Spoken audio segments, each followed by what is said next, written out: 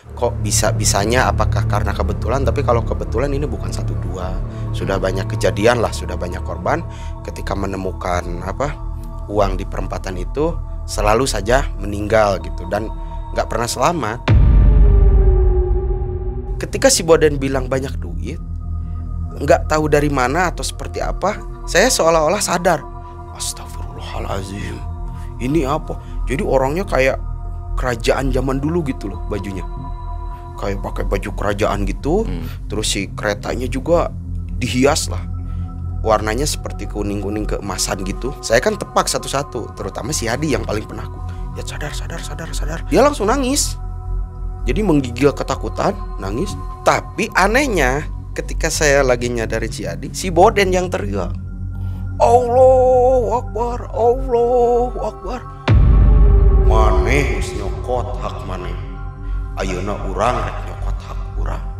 Si Ustad bilang gini, apa maksudnya kan? Iya. Kan maneh geus nyokot duit, imbalanana nyawa. Lamun teu maneh, anak maneh atau pamajikan maneh.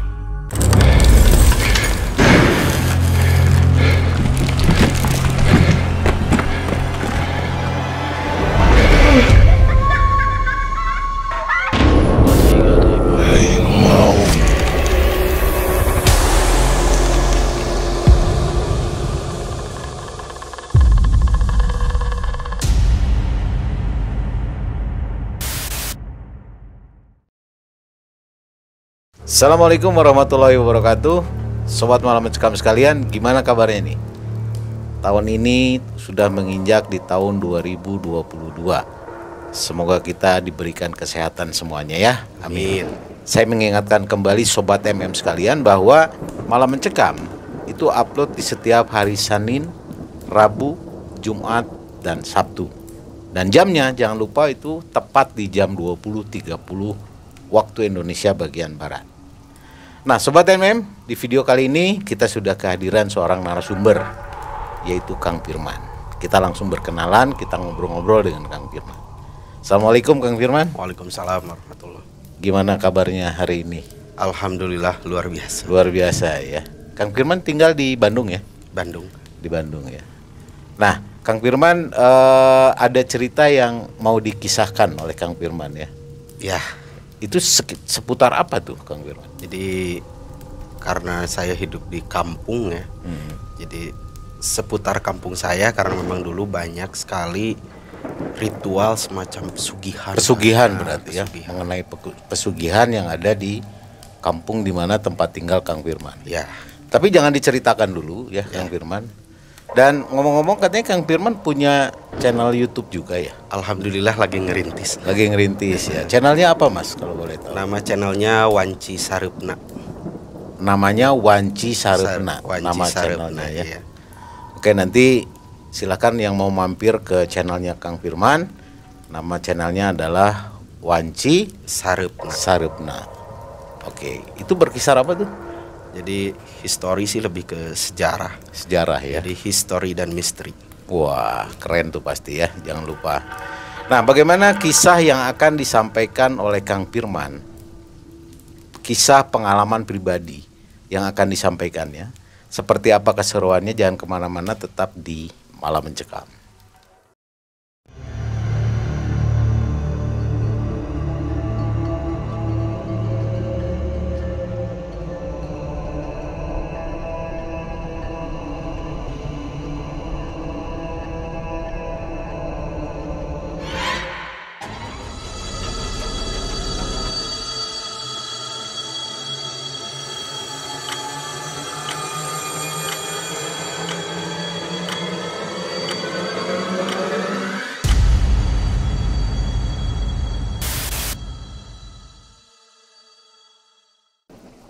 Oke, Kang Firman.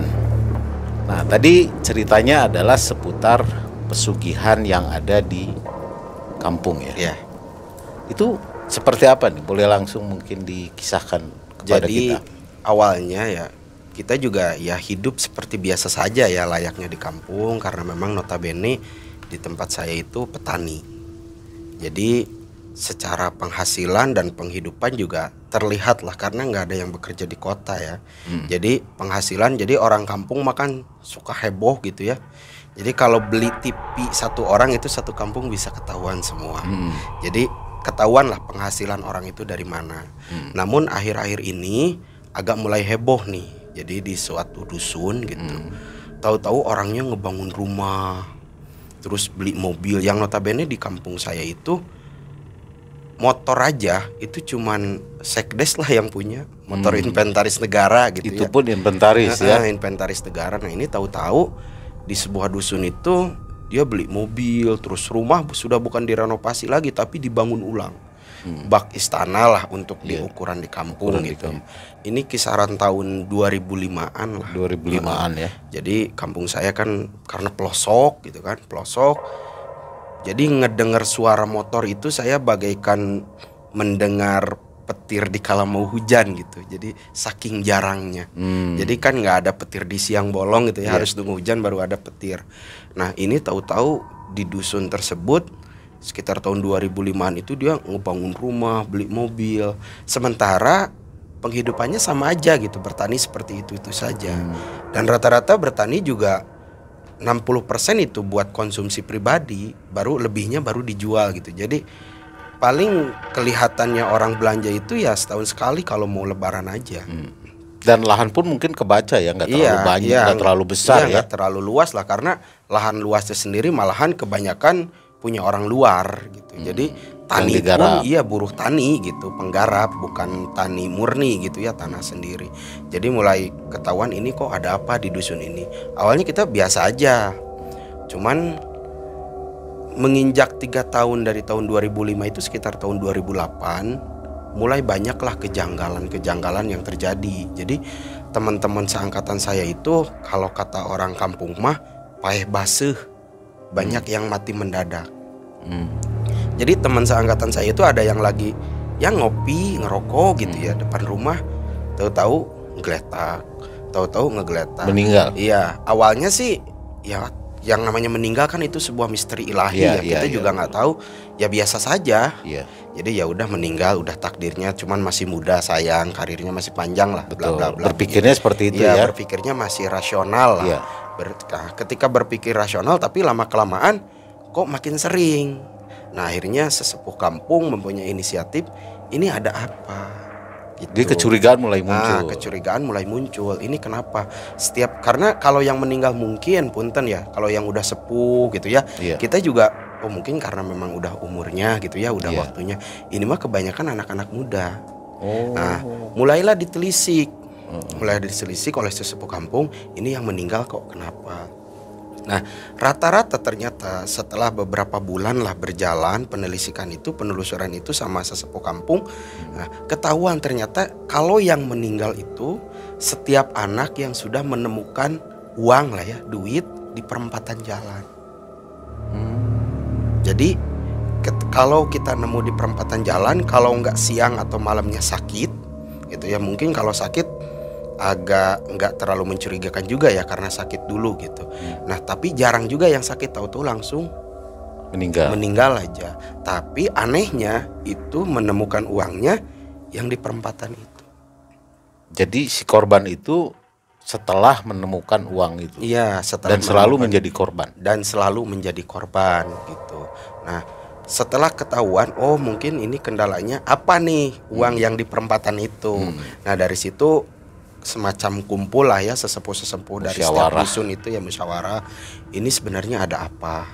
Kok bisanya apakah karena kebetulan? Tapi kalau kebetulan ini bukan 1-2, sudah banyak kejadian lah, sudah banyak korban ketika menemukan uang di perempatan itu selalu saja meninggal gitu dan nggak pernah selamat.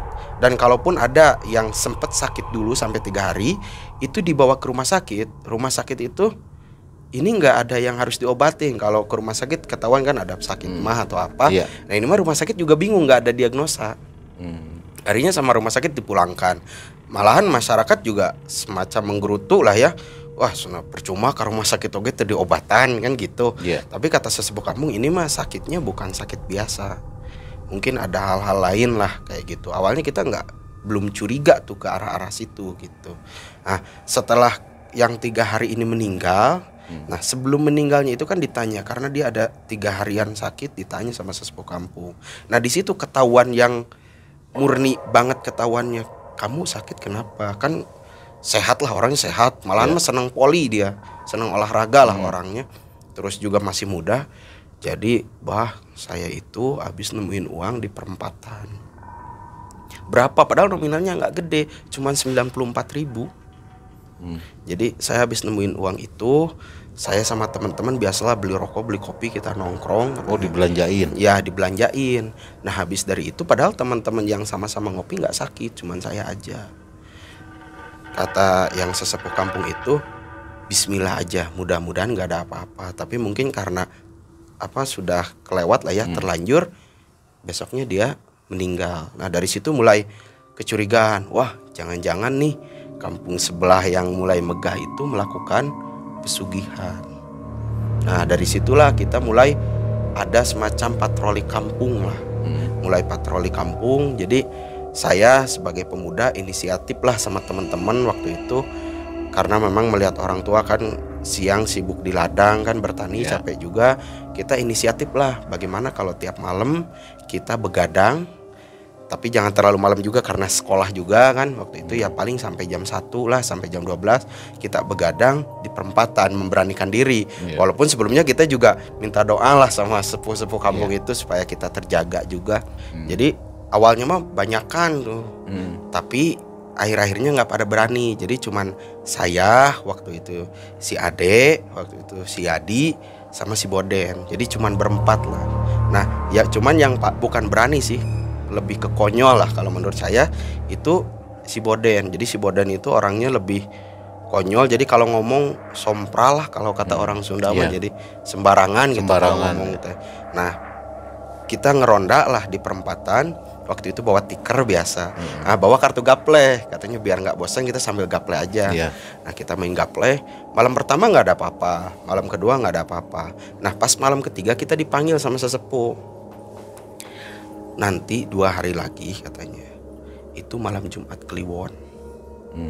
Kalau bisa pas malam Jumat Kliwon kalian jangan tidur, tapi sambil baca-baca. Nah kita kasih bacaan waktu itu. Si Boden bilang gini, itu mah paling isu lah, nggak usah terlalu percaya karena dia orangnya agak begitu. Nah kita seperti biasa malam Jumat waktu itu, walaupun saya secara pribadi takut, sangat takut, karena udah banyak korban yang meninggal kan. Saya takut yang the next gitu kan. Saya juga agak takut, tapi waktu itu disuruh baca sholawat lah, suruh baca Asmaul Husna. Saya baca-baca dalam hati, main gapleh pun sebenarnya kurang tenang juga sih, kurang tenang. Cuman si Boden sambil menghibur karena orangnya juga kocak, uslah ulah sieun ku juri gitu. Jangan takut sama hantu, itu mah hanya buat nakut-nakutin anak-anak. Kita mah santai aja. Cuman mudah-mudahan ketemu, kalau memang dusun itu yang kaya itu memang ketahuan pesugihan, kita tangkap aja. Jangan takut. Apa sih bentuknya pesugihan? Paling buta ijo, babi ngepet, tuyul dan lain sebagainya, kata dia. Jangan takut, di film juga cuman gitu-gitu aja gitu, kata si Boden. Akhirnya kita main gaple. Nah, nggak sadar jalan ada semacam kereta kencana. Itu sekitar 1:30 malam. Ada suara gitu. Jadi suara kuda jelas, koprak sama ada suara kerincing gitu. Cuman anehnya saya, si Boden sama si Ade itu nggak ngedenger. Jadi posisinya ini saya, ini si Boden yang sompral itu, terus ini si Ade, ini si Adi. Nah si Adi ini yang paling penakut. Si Adi ini paling penakut. Kita main gaple seperti biasa, ketawa-ketawa. Si Adi terdiam. Waktu itu sejenak dia terdiam. Karena melihat kereta kencana itu. Anehnya kita nggak ngelihat. Yang 3 nggak lihat. Nggak lihat. Pas dia terdiam, ditanya kan sama si Boden, mana kunaon? Ciga nuka tengar kalong, gitu bahasanya. Jadi kayak orang yang soak lah, gimana soak gitu. Tadi orang nempok kereta kencana gitu. Si Boden langsung gini, heureui wae gitu, kata si Boden. Asli tuh ditunjuk kan. Jadi kita itu kan di perempatan ini jalan yang kesini, jalan. Pas kita nengok memang benar ada. Saya secara pribadi baca istighfar, astagfirullah, kok tadi saya nggak ngelihat gitu kan. Ini udah ada. Si Boden karena memang orangnya ya lumayan pemberani walaupun konyol, ayo udah gitu. Mau ngejar. Mau ngejar. Kita spontan kan, karena jadi kebawa berani juga. Ayo ngejar, dikejar lah.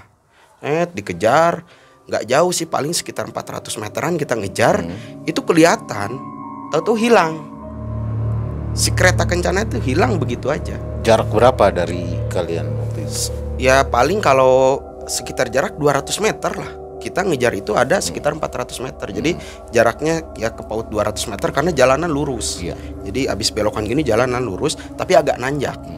Jadi kelihatan banget, terus suaranya juga kedengar, kita kejar teriak-teriak. Malahan waktu itu ada warga yang keluar. Kita juga malah disangka, "Wih, ngogondengan we lembur ngus puting, ngeronda mah biasa we," gitu. Pak, kita ngelihat kereta kencana, malahan si warga juga setengah nggak percaya lah ya. Cuman, wah, nu bener, jangan membuat kampung makin mencekam. Udah mah kita dalam keadaan seperti ini, terus kalian nambah makin mencekam, kata warga itu. Ya udah, mending sekarang mah pulang, besok ceritain ke sesepuh kampung gitu. Akhirnya kita sepakat lah balik lagi ke tempat main gaple, beres-beres stiker di jalan sambil ngobrol aja gitu. Kata si Boden, aing percaya. Nah, dia orang yang awalnya nggak percaya, jadi dia yang pertama, aing percaya aya kereta kencana teh, karena udah melihat sendiri, kata dia gitu. Tapi beres lah, mudah-mudahan akhirnya mah baca sholawat we sampai rumah masing-masing gitu.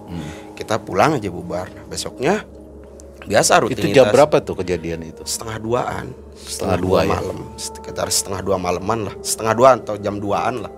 Nah, besoknya kita sekolah seperti biasa. Nah, pulang sekolah kita datang ke sesepuh kampung, diceritain lah yang semalam.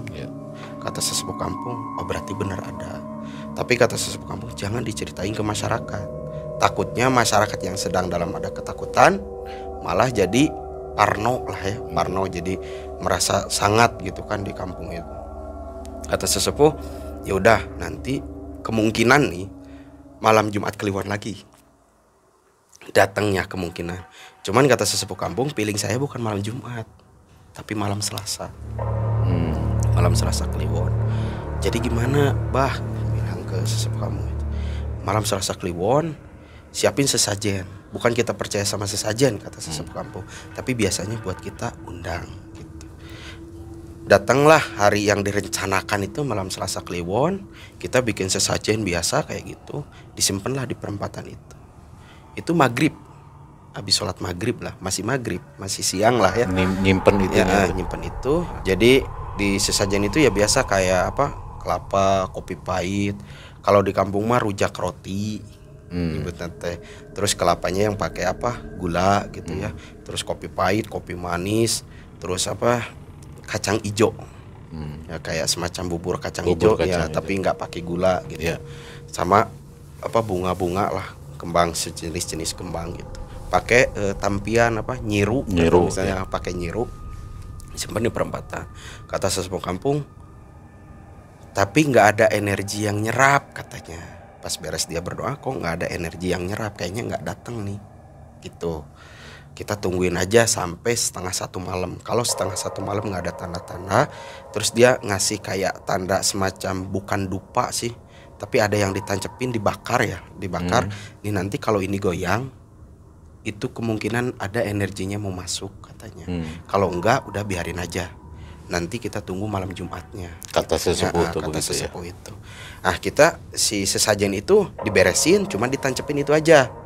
Ditancepin, yang sesajennya simpen karena katanya energinya mah sudah habis lah sama karuhun.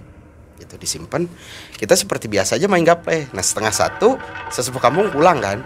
Pulang. Tinggal kita berempat. Kita berempat biasa aja main gaple. Main gaple, lagi main gaple biasa. Anehnya ada yang nanya dan kita nggak sadar. Tiba-tiba nanya. Iya, tiba-tiba nanya, dan waktunya sama, kurang lebih sekitar 1:30. Jadi nanya, Jang, ari kampung iya sebelah mana? Gitu nanyanya. Si Boden ngejawab, tuh Pak, tinggal lurus, nepi gitu. Padahal jalannya mah sama aja, bulak belok. Cuman kata si Boden, tuh Pak, lurus aja nepi, kata si Boden gitu. Kita berempat nggak sadar.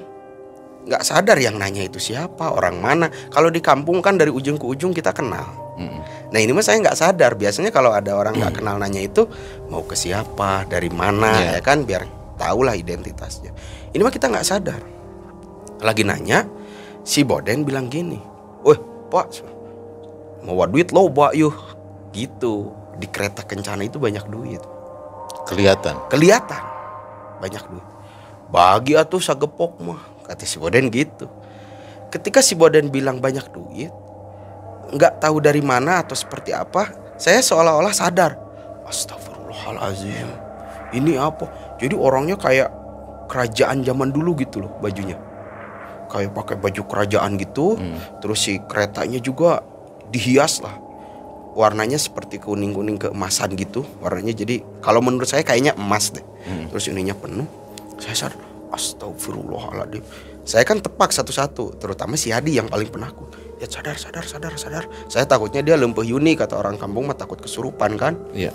Ya Jad, sadar. Dia langsung, astagfirullahaladzim. Dia langsung nangis. Jadi menggigil ketakutan, nangis. Kata si Boden, mana juga nugelo, kalem, orang nanya tinggal dijawab. Apalagi mah bakal mere duit, kata si Boden gitu. Ya udah Pak, langsung aja lurus. Ketika si Adi menggigil ketakutan, saya kan cuma menyadarkan, ya udah si bapak itu lewat begitu saja. Lewat, tapi anehnya kan jalan itu begini. Ini jalan begini. Nah, si Boden itu kan nunjukin ke arah sana. Ke sana aja lurus nyampe ke kampung itu. Nah, ke sana itu nggak ada jalan. Jalan buntu. Bukan jalan. Bukan jalan. Ketika saya menenangkan si Adi, kita lagi ngobrol gini, "Nges, ya sadar. Nges tuh kudu nangis, santai. Bismillah, orang mah boga Gusti Allah kan gitu."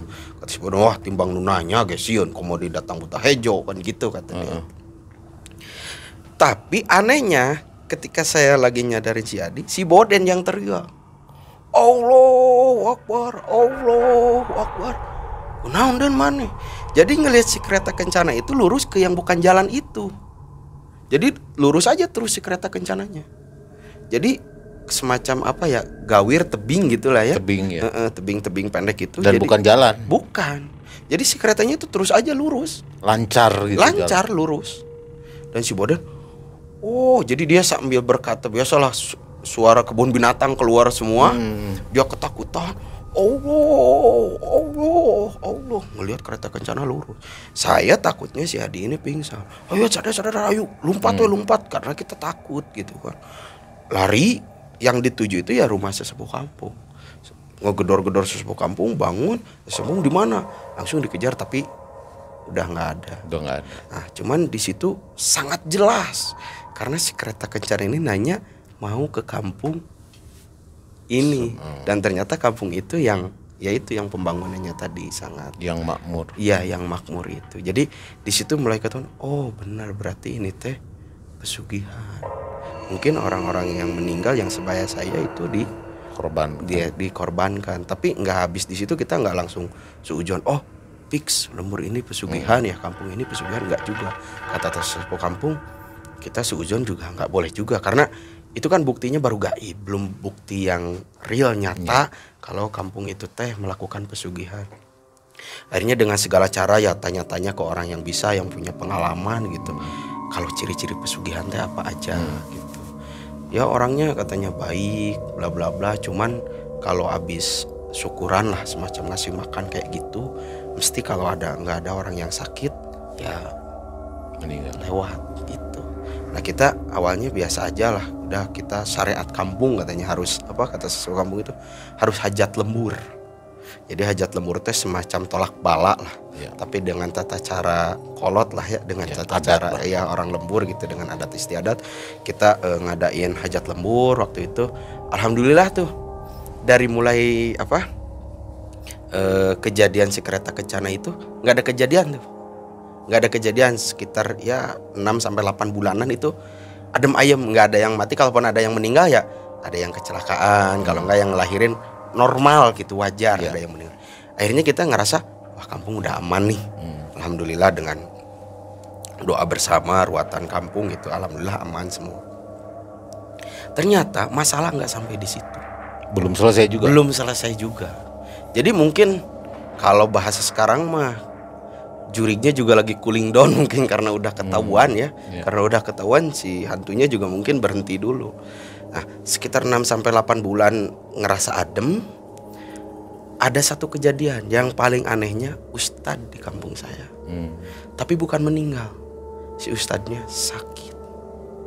Jadi sakitnya bukan sehari, 2-3 hari, tapi udah 2 bulan sakit. Dan anehnya pada si ustadz ini dia suka poli, sehat lah orangnya, suka ke kebun, tapi tahu-tahu sakit yang begitu parah. Jadi mun di lemur mah mantrinya semacam dokter gitu, ngundang mantri karena udah nggak kuat ya, karena udah nggak kuat dibawa ke rumah sakit diperiksa. Nggak ada diagnosa. Jadi lambung sehat, jantung, paru-paru semua sehat. Jadi peredaran darah lancar, tapi anehnya si ustadz itu nggak bisa jalan. Jadi dia cuman terbaring aja di kasur gitu, kayak orang yang lemes aja gitu. Karena ustadz itu kan pengetahuannya lebih banyak, agamanya juga lebih tinggi kan. Masyarakat nggak ada yang berani nanya kenapa, hanya ya biasa datang ngasih makanan, ngejenguk aja. Nah, si ustadz itu malah ke saya ngobrol gini, man kadieu gorowan atau panggil lah sesepuh kampung suruh datang ke sini. Saya pengen sharing katanya, gitu.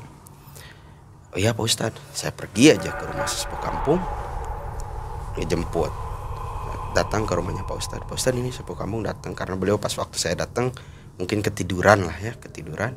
Saya bangunin ngobrol. Kumaha Pak Ustadz, kata sesepuh kampung itu gitu. Jadi kieu bah, karena di sana dipanggilnya abah. Kieu bah. Jadi sebenarnya saya itu sakit setelah ngambil duit. Sesepuh kampung kan malah ketawa. Oh maunya Ustadz mau gitu kan, kata sesepuh kampung. Iya, jadi saya nemu uang di perempatan, seperti apa yang udah kita rencanakan lah ya, yang ketahuan gitu. Itu katanya uang pesugihan. Cuman saya nggak ngomong. Jadi si uangnya itu sama beliau disimpan di bawah Quran. Sama Ustadz itu? Di bawah. Jadi kan karena di kitab suci nggak mungkin lah ya terjadi apa-apa kan gitu. Disimpan. Tapi saya belum ngelihatnya lagi. Cuman setelah saya ngambil uang itu, nggak tahu kenapa awalnya lutut yang ngerasa. Pas mau ngelangkah itu ngerasa lemes, lunglai ya. Lunglai. Jadi kayak abis perjalanan abis macul sekebon katanya. Merasa lemes. Saya tiduran. Nah, bangun tidur itu kan siang-siang katanya. Sekitar asar saya dibangunin istri. Mau bangun itu lemes aja, nggak bisa apa-apa sampai sekarang. Malahan saya sholat juga di sini katanya, sama istri lah, dilayani sama istri gitu. Kata sesepuh kampung, cik nempo disimpan di mana? Si uang itu teh di kamar disimpan. Yang ditaruh di Quran tadi. Saya mah cuma nunggu aja di situ. Sesepuh kampung masuk ke kamar si Ustadz karena si Ustadz di tengah rumah gitu, dikasih kasur gitu kan. Kalau sakit di kampung biar mudah ngejenguk gitu. Sesepuh kampung datang, nggak bawa uang, bawa daun. Jadi bawa daun. Kata saya nanya awalnya ke sesepuh kampung ya, bah, nah mau daun di kamar karotor kamar Ustadz gitu. Karena saya juga pikir karena sakit mungkinnya nggak kebersihin. Lain saya nuti hanap jadi daun. Si Ustadz juga astagfirullah, berarti bener bah saya anuti eta teh ya. Langsung si sesepuh kampung bilang gini ngelihat si daunnya, karena mungkin si sesepuh kampung semacam bisa membaca lah ya. Alhamdulillah Ustadz mah lain naktu nak. Jadi belum waktunya. Maksudnya gimana? Sama bah. Jadi Ustadz teh sebenarnya mah ditumbalin. Cuman karena memang belum waktunya, terus Ustadz juga paham ilmu agama, mungkin si hantunya juga, si buta hijaunya nggak berani ngambil gitu. Tapi nggak ada yang datang, nggak ada yang mimpi, kata si Ustadz itu. Ya Allah alam tapi perasaan saya, kata sesepuh kampung, seolah-olah ada yang sedang mengintai rumah Ustadz. Jadi ya karena Ustadz mah lah udah bisa, senang nggak usah diajarin, kata sesepuh kampung. Ya mulai jaga-jaga aja, takutnya Ustadz nggak bisa ngambil ke istri atau ke anak. Iya gitu. Kata si Ustadz, oh ya nuhun atuh bah, insya Allah lah lebih waspada deui gitu. Bereslah sepuh kampung pulang, saya di situ. Man barudak panggil nusok ngaji, panggil. Kata si Ustadz, saya pengen habis maghrib dibacain Yasin. Kita ngaji aja, ngaji Yasin gitu, sholawatan. Nah beres sekitar jam 9 malam.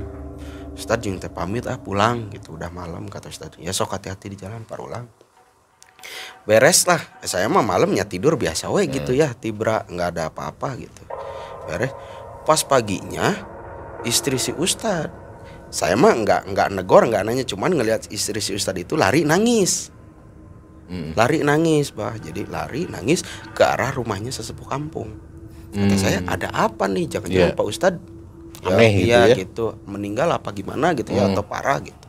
Aneh nangis, saya kejar kan ke rumah sesepuh kampung, ketemu di sana. Kata sesepuh kampung kayak, "Aya naon nyi?" Wah, itu si AA. Walas, jadi walas teh semacam kayak sekarat gitu ya. Itu walas di rumah. Sepuh kampung lari, saya ikut lari ke rumah. Ternyata si Ustad kayak semacam udah nggak ada apa-apa. Jadi kayak udah lemes banget, ininya pun udah masih kayak orang bangun sakit gini gitu apa. Pucet. Kata si sepuh kampung langsung digini, tapi masih ada nafas, masih ada napas. Insya Allah nggak ada apa-apa. Sana ke si Bunyai teh, ke istrinya Ustaz. Nah, kata Bunyai teh, alhamdulillah tuh Pak Ustaz, Abah, Abah sana ada non syarat lah, mun kita mah ada yang perlu dilakuin untuk pengobatan Ustad ini. Kata sepuh kampung minta air we. Sok semuanya yang ada di sini baca Al-Fatihah sama sholawat. Insya Allah lah, da urang mah boga Gusti Allah. Iya. Bacalah sesepuh kampung itu, saya juga ikut baca Al-Fatihah. Sama sesepuh kampung teh dicipratin ke mukanya. 15 menit nggak ada perubahan tuh, si Ustad masih tetap aja. Kita terus sana sambil baca Yasin, sok wudu. Kata sesepuh kampung itu baca Yasin, baca sholawat. Nah, sekitar 1,5 jam lah. Waktu itu jam 10-an pagi lah ya. Sekitar jam 10-an pagi si Ustad buka mata. Tapi kayak ngelihat kosong. Kayak ngelihat kosong, ditanya kan sama sepuh kampung teh. Tad. Enggak ngejawab. Terus istrinya dipanggil sama sepuh kampung. Nyi, ka dieu. Datang istrinya tuh. Coba dipanggil si anak. Anak panggil. Anaknya dipanggil, masih kecil, anaknya teh perempuan. Ayah, gitu dipanggil. Sok sade senanu kenal mertua ibu, jadi supaya kembali gitu. Dipanggil lah sama orang yang kenal ibunya, mertuanya. Nah si Ustad teh barulah ngedepin mata. Jadi selama buka teh nggak ngedip mata. Molotot yang kosong gitu. Nah setelah orang yang kenal semua yang dekat lah ya, kayak orang tua dipanggil, barulah ngedip matanya tuh. Kata sepuh kampung, pas saya juga nggak ngelihat jelas ya karena banyak orang, cuman pas sepuh kampung bilang alhamdulillah, semuanya lega kan. Alhamdulillah Pak Ustadz sadar, sudah sadar lagi. Malahan Pak Ustadz ngomongnya, kayak naon yang ngarariung pengajian can waktu sini gitu, malahan bercanda. Ustadznya ngomong gitu malah. Dan anehnya si Ustadz duduk, jadi kayak orang yang sehat, bersila duduk. Naon pengajian kosong, lain waktu pengajian penuh. Malah bercanda si Ustadznya. Kata sesepuh kampung, biasa tad masyarakat, cenah Ustad mah gering saeutik pasti didoakeun cenah gitu. Sebaralik jigera ka karbon cenah gera macul gitu. Kawe ngaji sore kumpul mah gitu. Ternyata si Ustad itu sengaja suruh bubar itu karena mau cerita ke si Abah. Jadi takutlah kalau cerita ke masyarakat malah jadi makin mencekam juga kampung gitu kan. Masyarakat pulang, saya juga mau ikut pulang waktu itu. Dan kata si Abah, mesti dia bisi ayat ditahan, takut si Abah ada keperluan, jadi saya ini nyuruh gitu. Saya duduk aja merhatiin. Si Ustadz bilang gini, "Bah, apa yang dikatain Abah kemarin teh benar. Semalam datang ke saya. Kek kata si Abah itu. Naon anu datang teh Ustadz?" Jadi semacamnya orang dah bukan orang gede. Jadi sana yang saya tahu mah awal ngetuk pintunya aja masuk ke pintu teh kayak jempol kaki. Jadi pintu segitu gedenya cuman masuk kayak jempol kaki gitu. Jadi kan kebayang segede apa itu orang. Mungkin ya kalau kita taunya buta ijo lah ya gitu. Kalau banyak bulunya kayak kata si Ustaz. Jadi saya itu malam seolah-olah nggak ada genteng rumah itu, seolah-olah kosong dan dia berdiri begini besar. Dia bilang gini, "Maneh geus nyokot hak maneh. Ayeuna urang rek nyokot hak urang." Si Ustad bilang gini, Apa maksudnya kan? Iya. Kan mana yang nyokot duit, imbalan anak nyawa. Lamun teu maneh, anak maneh atau pemajikan maneh. Gitu. Kata si Ustad awalnya mah ruas. Masa sih orang teh boga Gusti Allah tahu ilmu agama kalah sama yang begini, kata si Ustad gitu. Kata si Ustad gini, sok ari berani mah gitu. Nantang Kata si Ustad. Timbang duit sakitu mah nya kudu digantian ku nyawa. Rentenir guys dengan syukur ku duit deui. Si Ustad teh gitulah. Dialognya kurang lebih gitulah kata si Ustad itu. Akhirnya wallahu alam saya kurang paham yang diceritain Ustad sama sesepuh kampung. Yang jelas mereka bertarung secara gaib gitulah.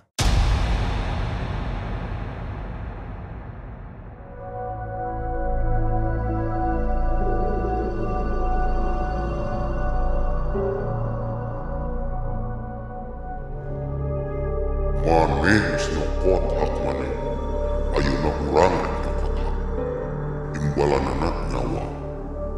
Lamun teu maneh, anak maneh atau pemajikan maneh.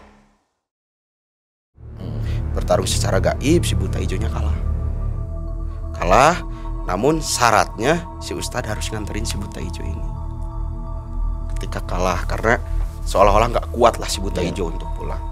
Nah si Ustad itu ternyata pas dia nggak sadar, orang datang itu mungkin rasa kita si Ustad nggak sadar, padahal si Ustad tahu kita datang tahu.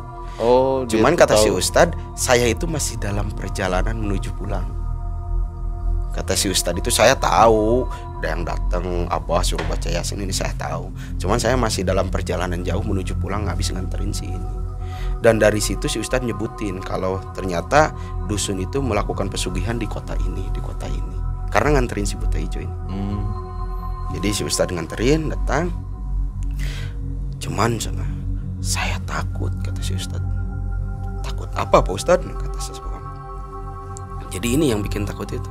Si buta hijau bilang pas saya anterin itu, setelah nyampe ke tempatnya dia, kayak semacam gunung, tapi di pesisir pantai tempatnya itu. Jadi si buta hijaunya bilang gini, aing aku eleh. Kata si buta hijau. Kata si buta hijau teh ke Ustad. Ustad lolos lah, mun bahasa kita umurnya anakna sok lolos, orang kampung lolos. Ngan anu nyugih ka aing bakal pae. Gitu kata si buta hijaunya. Tempo waktu 2 nepi ka 3 poe ka hari.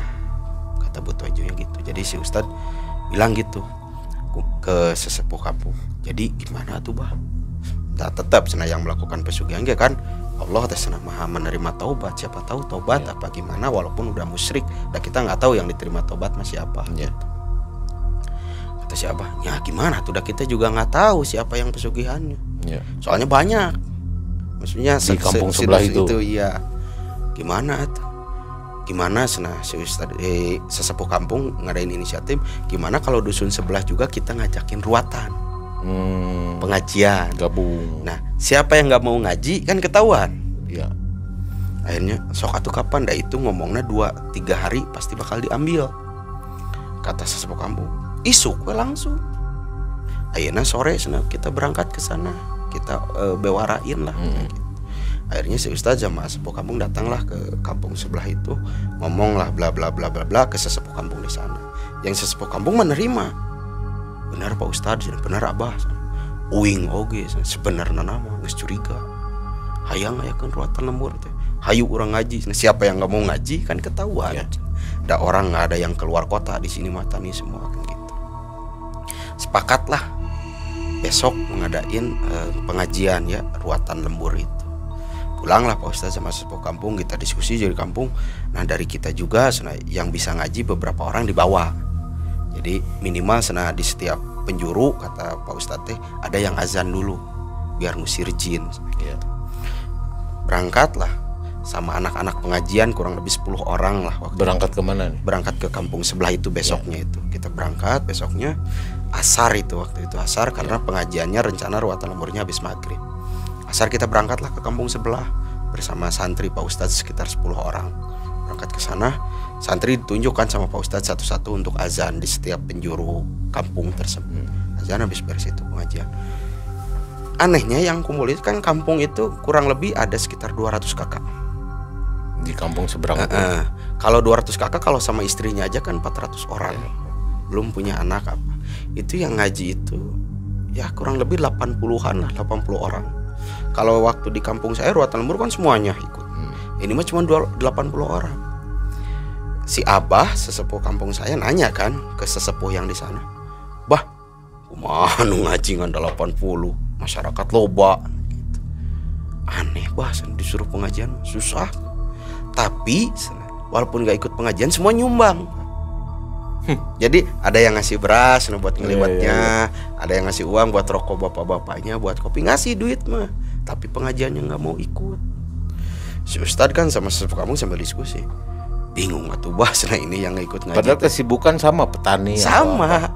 Dan mereka gak ada di rumah, cuman alasannya teh capek cukup gitu. Alasannya begitu. Cuman kan yang bikin bingung ke si Ustadz sama sesepuh kampung. Kebanyakan ini masih apa yang mau diambil teh kan gitu. Iya benar. Yang diambil sama buta ijo teh gitu. Ya udahlah kita mah lillahi taala ngaji we. Mudah-mudahan selamat semuanya. Kalaupun bener aya nu pesugihan di lembur ieu, tobat. Ya, sing tobat cenah digugah hatinya sama Allah, mudah-mudahan tobat. Pengajian lah. Dan anehnya waktu itu pengajiannya lama. Sekitar sampai jam 12 malam lah. Jadi habis maghrib kita ngobrol-ngobrol, sholat isya dulu, habis sholat isya baru pengajian, jam 11 makan-makan biasa gitu sampai jam 12. Nah, di perjalanan kan kita jalan kaki ya, dari kampung ke kampung ini jalan kaki. Si Ustadz masih tetap, waduh waktunya sehari lagi nih. Kalau nurutin perjanjian yang sebuta hijau itu, pasti bakal ada yang diambil. Tapi siapa gitu kan? Soalnya banyak ya. Iya, soalnya banyak yang nggak ikut pengajiannya. Jadi mau seujon juga bingung, dan nggak spesifik ya kan. Sampai ratusan orang yang nggak ikut ngajinya. Kata sesepuh, kita mau udah ikhtiar, udah biarin aja jalan. Besok paginya ada pengumuman kampung sebelah itu ada yang meninggal. 8 tahun berarti kelas berapa sih? Kelas 3 apa 4 SD ya? Iya.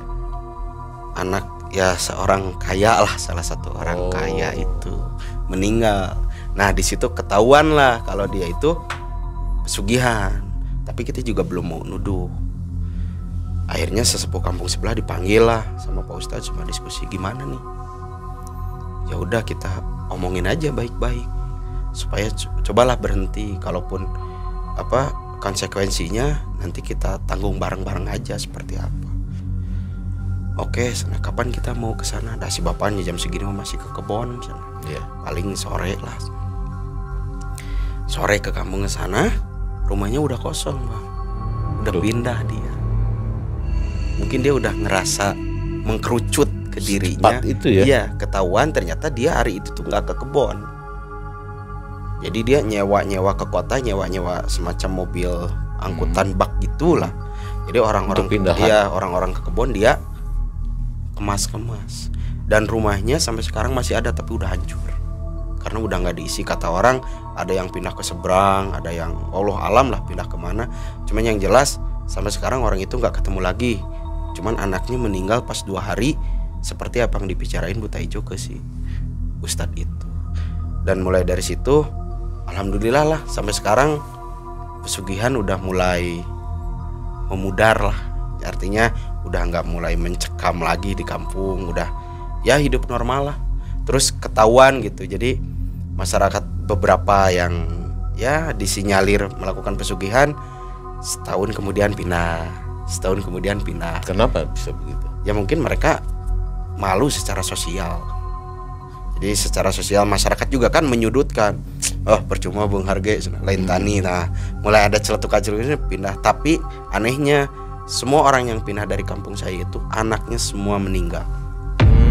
Dan semua anaknya habis. Jadi karena mungkin udah nggak bisa numbalin yang lain, akhirnya anaknya yang keluarganya sendiri yang kena. Mereka keluarganya udah habis, malu pindah.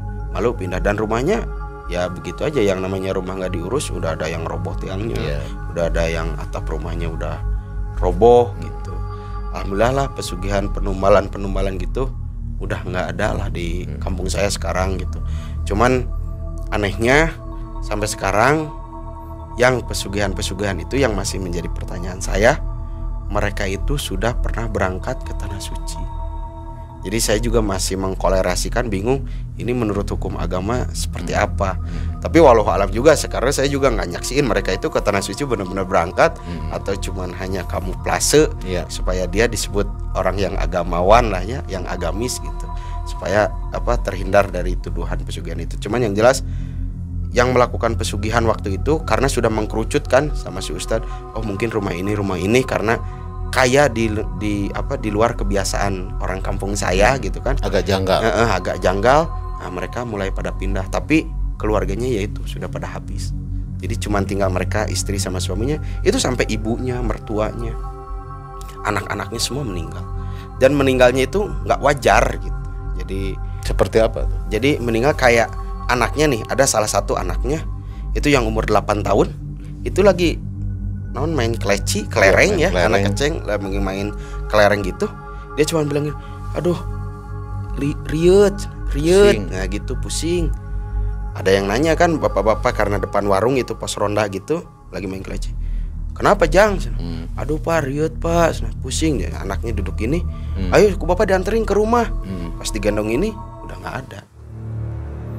Secepat itu. Termasuk mertuanya. Jadi bukan karena nyawa kan milik Allah ya, kita nggak ada yang tahu ya, itu mah tabir misteri bagi kita kan ketika ngomongin kematian. Jadi kayak mertuanya itu di depan rumah lagi jemur pakaian, biasa ada tetangga lewat nanya, habis jemur pakaian yang bawa ember basah, cuman kepleset gitu, kepleset meninggal. Jadi ya hal-hal yang tidak memungkinkan malah jadi terjadi. Iya, malah jadi terjadi. Tapi setelah mereka pindah, alhamdulillah lah sekarang mah yang kaya juga ya wajar gitu karena punya kios di pasar gitu. Sekarang mah ketahuan lah dari hasil usaha dan nggak ada lagi yang aneh-aneh lagi nemu uang di perempatan atau apa. Kalau dulu mah kan kalau nggak uang ada sesajen atau apa di perempatan setiap malam Jumat.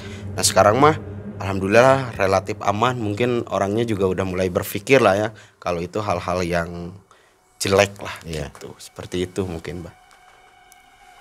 Jadi kejadian-kejadian seperti itu begitu berhenti kemudian normal kembali, itu ada efek ke masyarakat nggak? Efek ada, cuman saya ngambil positifnya ya. Efek positifnya pertama masyarakat, karena mungkin kalau kampung saya dulu disebutnya kampung beling, Pak. Kenapa disebut kampung? Jadi disebut kampung beling itu sekolah itu lulus SD itu udah paling wah lah bisa sekolah gitu. Paling bagus. Iya, paling bagus, paling ngaji juga ya gitu-gitu aja lah, ngaji gitu cuman heureuy lah gitu. Nah, tapi dampak positif dari situ orang tua mulai pada berpikir gitu. Terus lagi sesepuh kampung kan selalu bilang, makanya punya anak teh pesantrenin, ngajiin biar ngerti kalau harta itu cukup di dunia, mau dibawa maut, nggak akan dibawa ke akhirat. Jadi kita mah yang baik-baik aja, kerja ya sesuai kewajaran kita sebagai manusia. Makanya anak teh sok ngajiin. Makanya sekarang mah alhamdulillah di kampung saya banyak anak-anak yang sebaya saya itu pesantren. Jadi ngaji lah dampak positifnya karena mereka takut suatu saat orang tuanya bisa kuat tapi takut anaknya terjerumus karena sudah ada jalan kan. Udah ada histori lah ya di kampung saya. Jadi mereka pada di pesantrenin gitu ya. Cuman yang jelas mungkin kalau dari saya gitu ya, Bah. Percaya atau nggak percaya yang seperti itu ada. Karena ngalamin. Karena ngalamin. Cuman balik lagi ke keyakinan kita. Karena kita kan punya Allah, kita punya Tuhan yang Maha Esa, yang maha dari segala maha gitu. Betul. Kan. Kalau kita mau punya kekayaan ya berdoa, berusaha dan tawakal. Cukup. Jadi jangan ngambil jalan pintas lah gitu. Apalagi bersekutu kan itu mah musyrik ya. Salah satu pekerjaan yang dibenci sama Allah gitu kan. Terus harta apa sih Bah, dan gak bakalan dibawa mati. Apalagi sampai mengorbankan keluarga. Iya, apalagi sampai mengorbankan keluarga, mengorbankan orang lain kan itu mah udah lebih dari zolim atau udah mah hartanya gak halal gitu kan. Kita juga mengorbankan orang lain. Sementara kan yang diambil nyawanya itu kalau orang tua mungkin dia punya anak, punya tanggungan dan lain sebagainya. Atau dosanya walaupun gak kelihatan atau berapa kali lipat mereka. Udah mah kita hidup biasa aja, ibadah jarang, udah bertumpuk dosa gitu. Ya minimal hidup sewajarnya lah. Harta mah boleh dikejar dari dunia ya namanya juga. Tapi ya buat bekal ibadah lah. Iya itu mah syariat kita untuk ya mendekatkan dirilah kepada Allah Subhanahu wa taala gitu mungkin. Iya.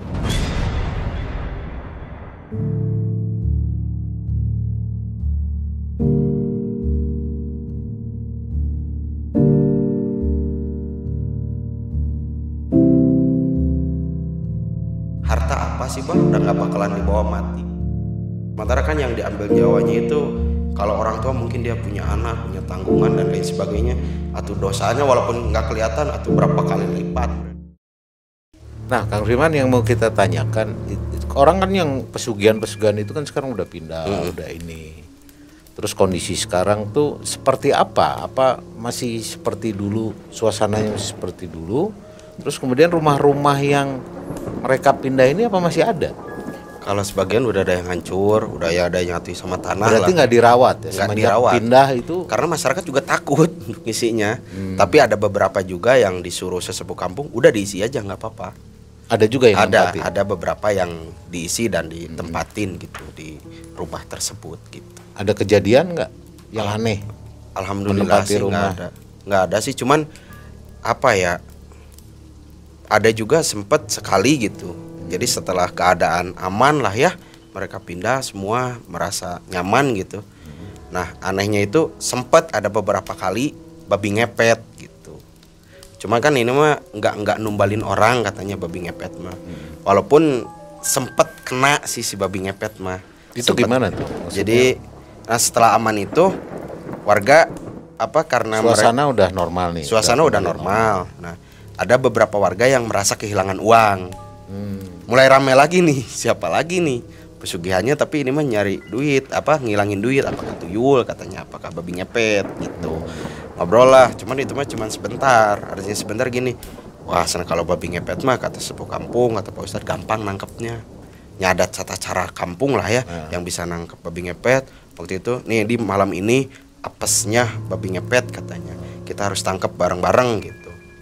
Itu kejadiannya berapa lama setelah 2 tahunan lah, 2 tahun dari kondisi situ. kan sudah adem ayem Ya rumah yang pesugihan juga udah ada yang ditempatin sama warga gitu, udah ya udah tenang aja, layaknya hidup orang gitu. Kejadian ya lagi ya. Nah ada hal aneh terjadi, nah, kehilangan itu, duit. Setelah 2 tahun mah ya itu kehilangan duit, cuman itu mah ketahuan, walaupun orangnya mah nggak ketahuan, tapi bukan orang kampung saya, jadi orang pindahan. Jadi orang pindahan dari luar ke kampung saya. Nah setelah dia 2 bulanan lah tinggal di kampung saya, waktu itu mulailah hilang uang gitu. Banyak kejadian hilang uang. Tapi nggak ada yang mati janggal kayak dulu pesugihan gitu. Kata sesepuh kampung, ayo mah paling mun teu babi ngepet tuyul gampang lah nangkepna yang begini mah. Gitu kata sesepuh kampung. Ya udah gimana bang? Biasalah semacam ritual lembur lah ya, kearifan lokal lembur gitu, budaya lembur dipakai. Ketahuan lah ada babi ngepet lewat. Waktu itu ditombak malam itu. Malam. Jadi cuman belum terlalu malam sih, sekitar jam 11-an lah. Jam 11 malam itu ditombak sama sesepuh kampung itu kena. Kena di paha. Kena di pahanya tembus tombaknya itu. Cuman pas sama warga mau tangkap gini hilang. Cuma kan ketahuan kalaupun warga di tempat situ ada yang babi ngepet, ininya udah ketombak kata sesepuh kampung dan Ustadz, ya udah itu mah nggak bakalan bisa ngelak gitu. Akhirnya malam itu juga dikeliling kampung, cuman nggak ke kampung sebelah, itu mah di kampung saya kejadiannya. Iya. Di kampung saya. Jadi dikeliling kampung nggak ada yang kena tombak, si kaki. Oh berarti nggak ada. Tapi nggak tahu nih kalau di kampung sebelah. Diceklah ke kampung sebelah, karena kan kita udah kenal. Coba non hubungi, didatengin si bapak iya, Pak di sini ada orang baru nggak? Ada pindahan dari kota. Itu ngomongnya teh. Di mana Pak rumahnya? Itu ngontrak di si Ibu Anu. Itu posisi malam ya, malam habis kejadian itulah. Saya kurang tahu jamnya jam 12 atau jam 1-an ya. Habis kejadian itu nanya, ada ngontrak di si Ibu Anu. Tapi atau jam segini mau udah tidur, masa bertamu jam segini gitu. Ya udah besok pagi kata sesepuh kampung itu udah ketahuan atau sudah pasti ketumbak lamun bener orang itu mah yang pindahan. Udah pulang lah. Pagi-pagi kita ke sana sekitar jam 7 pagian ke kampung itu, kita juga udah ngobrol ke sesepuh kampung itu. Awasi orang itu. Dan si sepuh kampung nggak bisa ngawasin 24 jam gitu. Dia juga baru bangun. Iya, capek juga kan, dia juga pasti tidur gitu. disamperin lah ke si rumah kontrakan itu teh. Nah sebelum ke rumah kontrakan kita ke yang punyanya dulu. Watim namanya teh. Ke Watim yang punya kontrakan. Itu teh yang kontrak teh dari mana, ditanya dulu ke yang punya kontrakan, itu mah dari kota. Tapi dah tadi subuh pindah. Gitu awalnya mah. Wah, nya soalnya sana bawa barang tapi ke saya ge nggak ngomong gitu. Tapi sebelum berangkat emang ngasih bayar 2 bulanan. 2 bulanan kontrakan. Saya emang nggak curiga, cuman katanya teh si bapaknya kerja kantoran, sana mau pindah tugas, mau pindah tugas kemana gitu. Alasannya begitu. Alasannya pindah. Ya udah sana ada kuncinya nggak, dibuka we keluarga teh. Emang benar udah kosong. Tapi masuk we ke ruangan-ruangan gitu, ke dapur, ke kamar mandi. Dicek. Nah, terus ke kamar utamanya dia. Nah, ketahuan jadi kayak bekas spray kasur gitu, kayak kain. Abis ngelap darah disimpan di belakang pintu. Nggak tahu sengaja disimpan, nggak tahu nggak kebawa. Cuman berlumuran darah weh gitu. Masih basah. Nah, kata Ustadz mah, oh eta. Nah, dari situ mah alhamdulillah weh nggak ada kejadian aneh deui gitu. Setelah pindah dari dia itu pindah mah ya babi ngepet nggak ada yang pesugihan juga udah bareres lah, para rindah gitu. Alhamdulillah sekarang mah paripurna lah kampungnya gitu. Sekarang mah udah ya aman udah bagus ya. Ya udah normal ya. Udah aman, pemudanya juga kalau dulu mah. Kenapa tadi saya sebut Kampung Beling teh? Ya pekerjaannya kalau maghrib teh bukan ke masjid tapi nyekek botol. Jadi kerjaan teh maghrib teh nyekek botol gitu. Itulah kenapa disebut Kampung Beling gitu. Aya mah yang sebaya saya teh kebanyakan udah pesantren gitu ya, ngaji. Jadi alhamdulillah ya. Iya, para raham lah, aman weh lembur teh. Jadi kalaupun kaya ketahuan mereka teh punya jongkok di pasar gitu. Kalau enggak karena sekolahnya tararinggi sekarang mah ya kerja di kantor, ada yang jadi PNS gitu. Ada anaknya mungkin yang di kota kerja terus ada juga yang jadi TKI gitu ke luar negeri. Jadi ketahuan lah daku anaknya dikirim tiap bulan 10 juta, 20 juta gitu. Jadi kalaupun dia nggak panen bawang ketahuan udah punya duit dari anaknya dari gitu. anak. Kalau dulu mah panen enggak, kalaupun panen udah ketahuan atau hasilnya seberapa. Tapi bisa bikin rumah gedong, beli mobil gitu.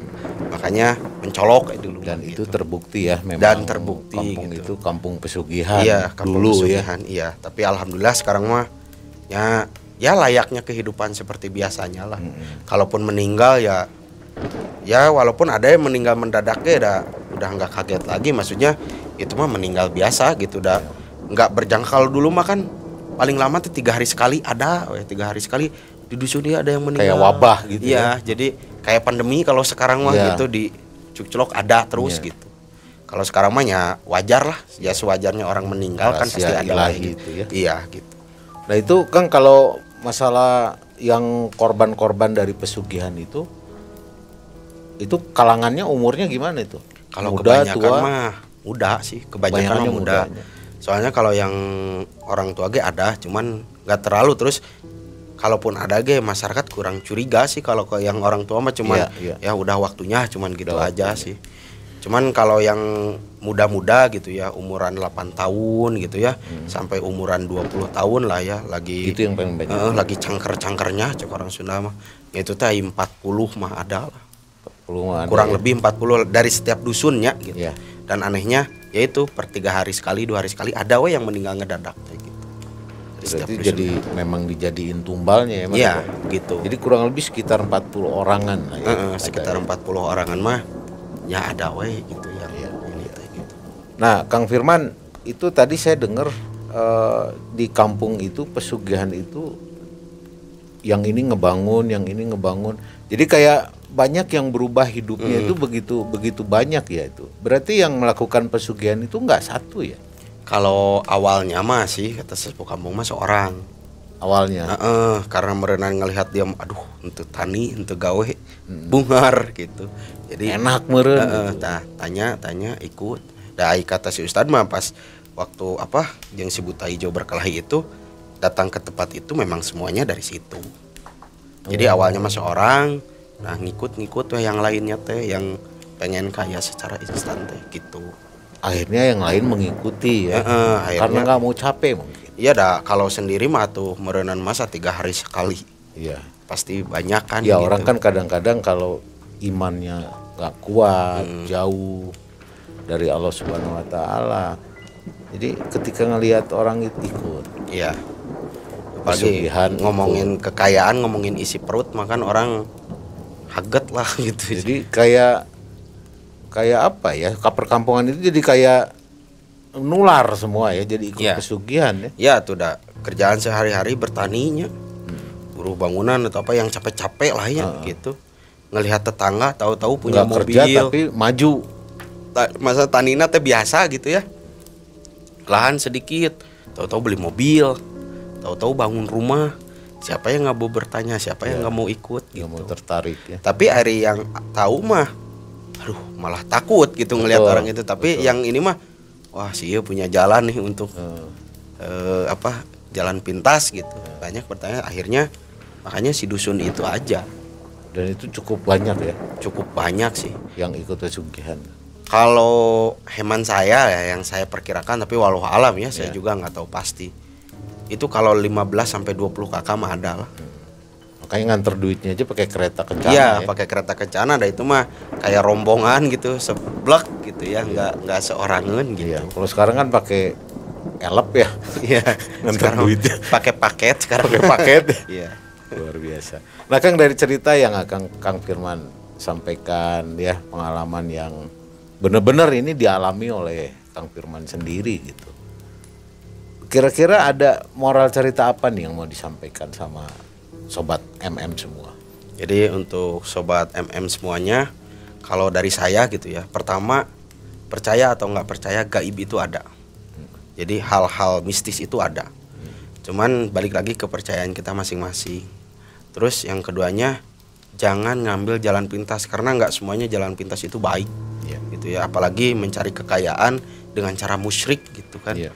Jadi kita mah sewajarnya kita hidup di dunia ini adalah sebagai abdunnya, sebagai hamba gitu. Kita mah ditugaskan untuk ibadah, kalaupun pengen kaya sebagai syariat dunia gitu ya. Kita mah berdoa sama Allah, berusaha, tawakal cukup. Iya. Dah kalau udah waktunya mah ada rezeki mah kan udah diatur ya. Iya, betul. Kalau udah waktunya mah rezeki mah pasti dikasih sama Allah juga gitu. Soalnya kan kita mah pengennya apa yang kita inginkan, tapi Allah mah tahu apa yang kita butuhin gitu. Iya. Jadi sabar, tawakal, ngadoa ini. Iya. Cukup gitulah, jangan itu mah hanya sebagai pembelajaran saja ya buat Iya. kita. Jangan sekali-kali diikutin gitu. Iya. Karena itu ajakan setan Ya, biasanya jelas ya. lah itu mah musyrik lah gitu. Ya. Baik sobat MM sekalian, itulah satu kisah yang disampaikan oleh Kang Firman. Dan kisah ini adalah kisah yang dialami sendiri secara pribadi. Nah, apabila sobat MM mau mendengar cerita yang lebih lanjut dari Kang Firman ini, dan yang saya tahu nih, Kang Firman tuh ceritanya juga kisahnya banyak lagi nih. Nah, bagi sobat MM yang pingin Kang Firman cerita lagi, Anda silakan komen ya. Apakah Kang Firman ini nanti kita akan undang lagi untuk menceritakan kisah-kisahnya yang sangat mistis. Nah, sobat MM, kita mengambil cerita dari Kang Firman tadi, bahwa memang dunia ini menimpukkan. Ya, Terkadang orang, ya kita jangan terlena dengan dunia. ya. Ya dunia itu kan sementara ya, akhirat selama-lamanya. Semoga kita diberikan kekuatan oleh Allah Subhanahu wa taala Amin. dan kita bisa mengambil hikmah dari apa yang diceritakan oleh Kang Firman. Saya Yudi dan tim Malam Mencekam, juga Kang Firman, kita pamit. Assalamualaikum warahmatullahi wabarakatuh.